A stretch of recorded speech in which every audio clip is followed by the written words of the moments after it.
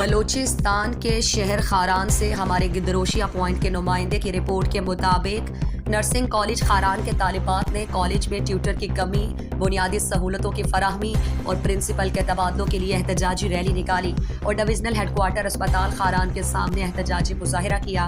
तालिबात ने play cards उठा रखे थे जिनमें प्रिंसिपल की तरफ से ट्यूटर और तालिबात को परेशान करने के खिलाफ नारे दर्ज थे।